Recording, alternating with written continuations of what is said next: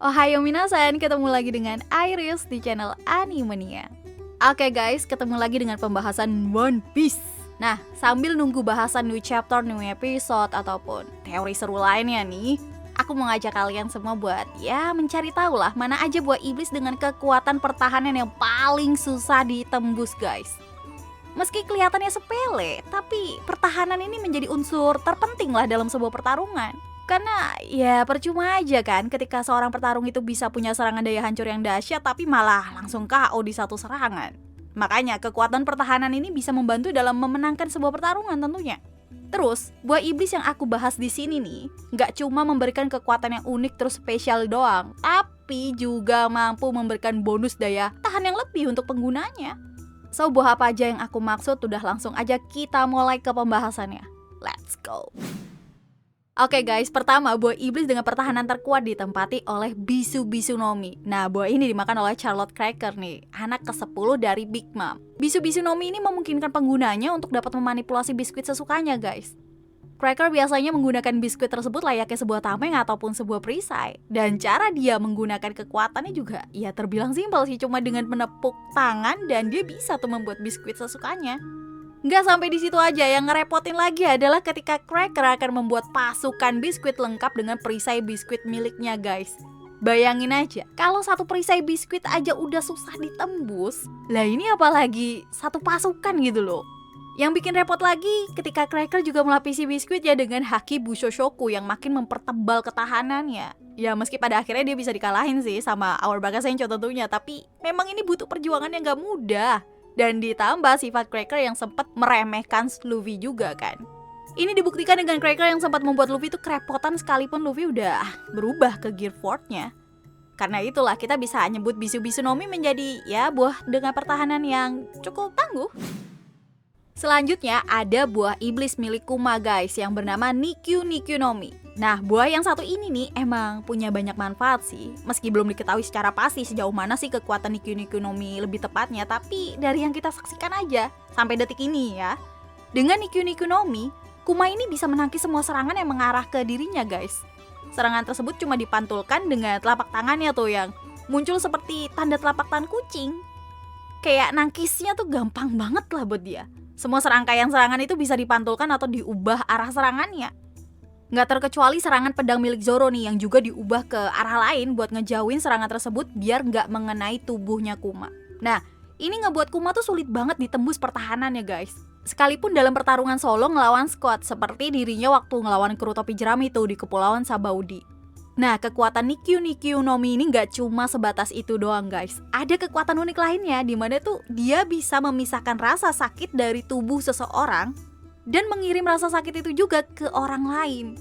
Kuma juga bisa tuh memindahkan hingga menerbangkan apapun yang dia sentuh ke tempat yang udah dia tentukan guys. Seperti yang terjadi pada Perona dan seluruh kru topi jerami lainnya nih. Ciri khasnya sebelum dia mindahin orang, terkadang dia suka bertanya, kamu suka tempat yang seperti apa? Nah, semacam itulah pertanyaannya. Sayangnya kita tuh masih belum tahu banyak soal kekuatan sejati Nikyu no Mi ini guys.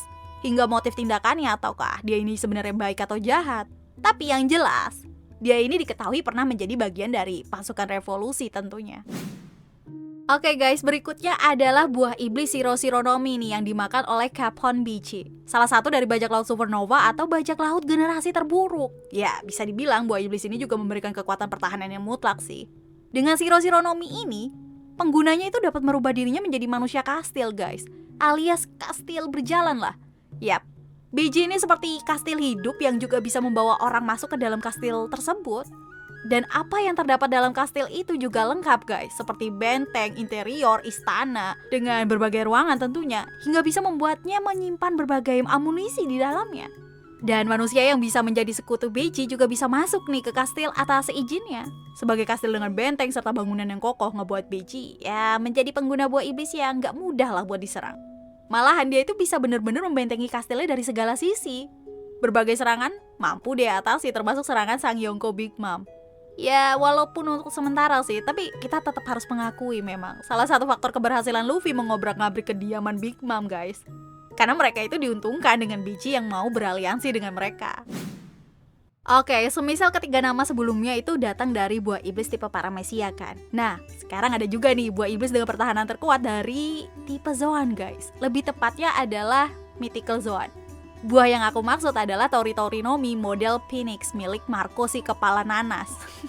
Nah, dari namanya aja kita udah paham kan kalau buah iblis ini masuk kategori spesial karena masuk ke Mythical Zoan, yang mana udah sensei memperkenalkan hewan-hewan mitologi sebagai sumber referensi kekuatannya kan.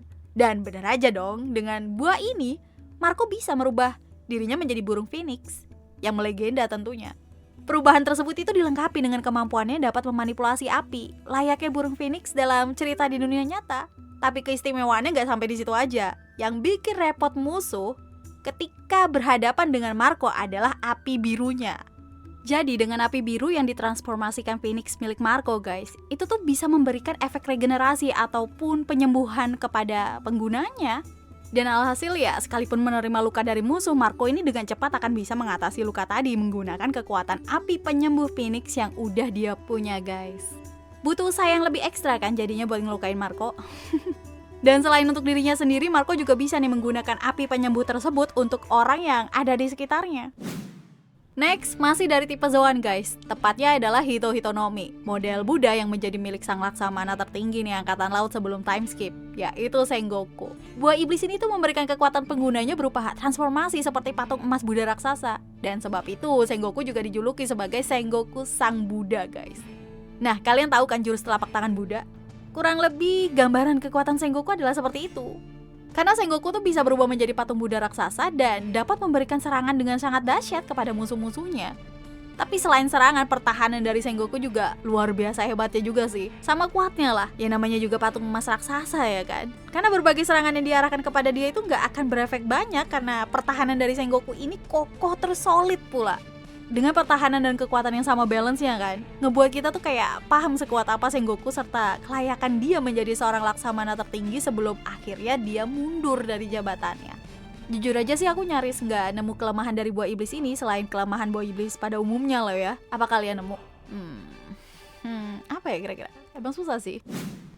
Next, kita udah sampai nih ke buah yang keenam guys.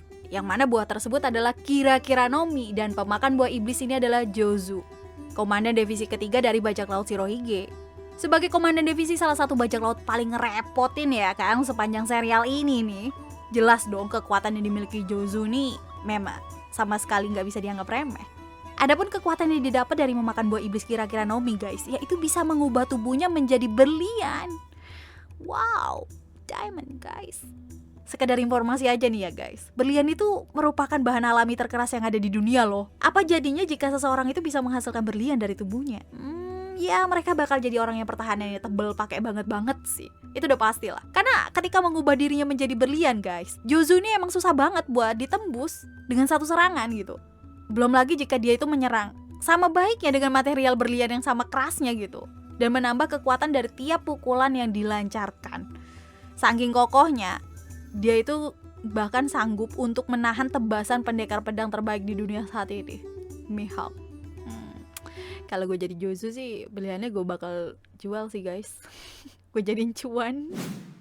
Dan yang terakhir guys adalah buah iblis Bari-Bari-Nomi. Kalau dari namanya emang udah kelihatan sih kalau buah iblis ini memang mutlak buat bertahan. Karena nama Bari sendiri itu merupakan serapan dari kata barrier yang berarti penghalang guys. Jadi Bari-Bari-Nomi ini merupakan buah iblis yang bisa membuat penggunanya itu menciptakan penghalang tak terlihat serta nggak bisa ditembus. Adapun pemakan buah iblis ini adalah Bartolomeo, fanboy nomor 1 SHP Crew di dunia One Piece guys. Kekuatan yang dihadirkan itu ya jelas membuat Bartolomeo ini seolah bisa menghalau berbagai serangan dengan penghalang miliknya. Penghalang ini melindungi pengguna dari serangan lawan baik lewat belakang ataupun depan guys. Malahan kalau musuh memaksa untuk menghancurkan perisai ini, yang ada mereka ini bisa melukai diri mereka sendiri. Dan Bartolomeo juga cukup cerdik loh dalam memanfaatkan kekuatannya. Karena selain untuk bertahan, dia itu juga bisa menggunakan penghalangnya menjadi sebuah serangan guys. Yaitu dengan mengirim penghalang tersebut dengan cepat ke arah musuh. Oke guys, mungkin itu dulu pembahasan mengenai buah iblis dengan pertahanan terbaik nih. Dari ketujuh buah iblis yang tadi, mana yang menurut kamu paling kuat? Silakan tulis di kolom komentar guys. So, see you again next time. Adios, caramelos, stay safe everyone. Salam Animania.